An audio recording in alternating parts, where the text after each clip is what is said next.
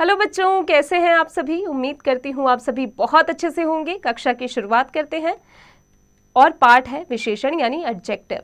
बच्चों, आप पढ़ चुके हैं कि संसार में सभी के कुछ न कुछ नाम होते हैं। अब आप पढ़ेंगे कि सभी की कुछ न कुछ विशेषता भी होती है।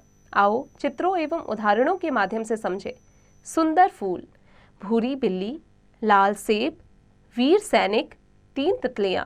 ऊपर दिए गए चित्रों में आपने देखा सुंदर शब्द फूल की, भूरी शब्द बिल्ली की, वीर शब्द सैनिक की, लाल शब्द सेब की तथा 3 शब्द तितलियों की विशेषता बता रहे हैं।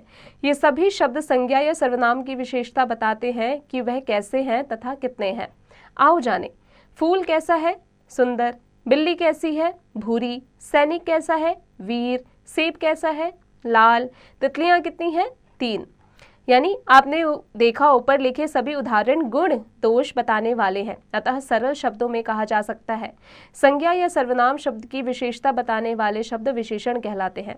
कुछ अन्य विशेषण शब्द: रंग रूप, गोरा, काला, सुंदर, नीला, पीला, आकार, छोटा, बड़ा, ऊंचा, नीचा, मोटा, पतला, माप तौल, पहला, दूसरा, पांचवा, 4, 2 मीटर, 1 गिलास, अवस्था, गरीब, अमीर, युवा, बचपन, बूढ़ा, स्वाद, खट्टा, मीठा, नमकीन आदि।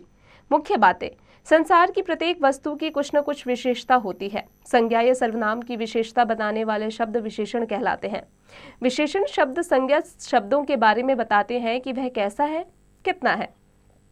अभ्यास: मौखिक प्रश्न। निम्नलिखित प्रश्नों के उत्तर बताइए। पाठ की मदद से इसे स्वयं कीजिएगा। अब लिखने की बारी। सही उत्तर के आगे सही का चिन्ह लगाइए। संज्ञा या सर्वनाम शब्द की विशेषता बताने वाले शब्द क्या कहलाते हैं? विशेषण कहलाते हैं। आगे का अभ्यास स्वयं कीजिएगा।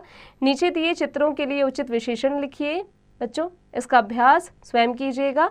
नीचे दिए विशेषणों के उचित संज्ञा शब्द लिखिए। बच्चों, इसका अभ्यास आप स्वयं कीजिएगा। अब आ जाते हैं क्रियात्मक कार्य पर। नीचे लिखे शब्द विशेषता बता रहे हैं। उन शब्दों पर गोला बनाओ जो आपके मित्र से संबंधित हो। मेहनती, आज्ञाकारी। बच्चों, आगे का अभ्यास स्वयं कीजिएगा। बच्चों, अब आगे बढ़ते हैं। दिए गए चित्र में 10 विशेषताएं छांट कर लिखिए तथा किन्हीं 5 विशेषण शब्दों के वाक्य बनाइए। बच्चों, इस पिक्चर को आप देखिए, इस चित्र को ध्यान से देखिए। उसके बाद 10 विशेषताएं आपको छांट कर लिखनी है और 5 विशेषण शब्दों का आपको वाक्य में प्रयोग करना है और उन्हें बनाना है। बच्चों, उम्मीद है कक्षा में हमने जो भी पढ़ा आपको अच्छे से समझ में आ गया होगा। अब आप इसका अभ्यास निरंतर करते रहिएगा।